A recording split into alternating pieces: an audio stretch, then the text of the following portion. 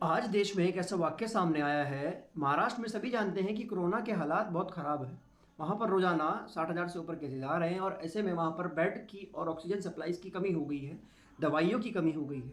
पर ऐसे में जब आज महाराष्ट्र के मुख्यमंत्री उद्धव ठाकरे ने देश के प्रधानमंत्री नरेंद्र बाहुबली जी से बात करनी चाहिए और पीएमओ में फ़ोन किया, तो उनको वहाँ से जवाब मिलता है।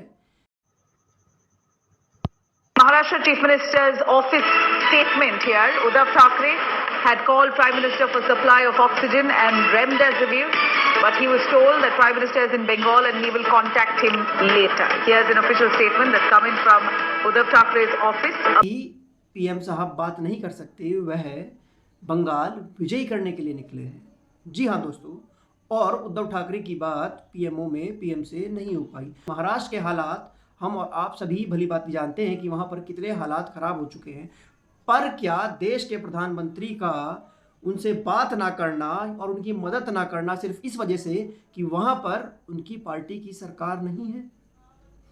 आज महाराष्ट्र के स्वास्थ्य मंत्री नवाब मलिक ने एक ट्वीट किया और एक दावा किया, जो कि दावा बहुत बड़ा दावा है दोस्तों। और ऐसे समय में दावा किया जाना, अगर वह सच है तो सोचा जा सकता है कि कितनी बड़ी राजनीति और कितने बड़े खेले खेले जा रहे हैं, देश की जनता को मूर्ख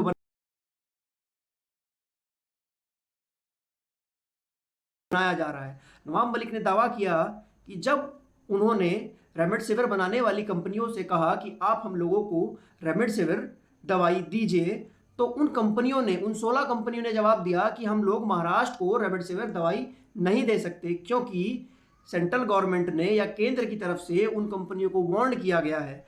अगर उन कंपनियों ने महाराष्ट्र सरकार को रेमडेसिविर की सप्लाई दी तो उनके लाइसेंस रद्द किए जा सकते हैं। अब यह इतना बड़ा बयान दिया गया है।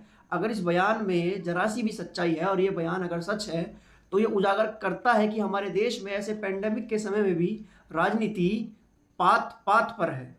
हर जगह राजनीति हो रही है और देश के बड़े बड़े नेताओं को अभी भी शर्म नहीं आ रही है। सिर्फ सत्ता से प्यार है उनकी तरफ से। लोग जिए तो जिए, मरे तो मरे। आज हमारे देश के प्रधानमंत्री जी ने एक संदेश दिया और संतों से बात की कि कुंभ को प्रतीकात्मक कर दिया जाए और कुंभ का संपन्न कर दिया जाए, जो कि एक बहुत अच्छी पहल है, क्योंकि हरिद्वार कुंभ में भी बहुत सारे कोविड केसेस आ रहे हैं। पर ऐसे में उनको शर्म नहीं आई, कुंभ को प्रतीकात्मक करने के लिए बोलते हैं और जाके बंगाल में इलेक्शन रैली करते हैं और वहाँ के लोगों से बोलते हैं कि हमको बहुत खुशी हुई रैली में इतनी भीड़ देखकर। दोस्तों, ये कैसे लोग हैं, ये कैसे सुप्रीम लीडर हैं, एक कैसा सत्ता का नशा है कि इनको आम आदमी की जान की कोई कदर नहीं, आपकी हमारी जान की कोई कदर नहीं, वो भी ऐसे में जहां देश में ना तो अस्पतालों में बेड है, ना ऑक्सीजन है, ना दवाई। इन लोगों से बचिए और इन लोगों को पहचानिए और इनसे सवाल पूछिए।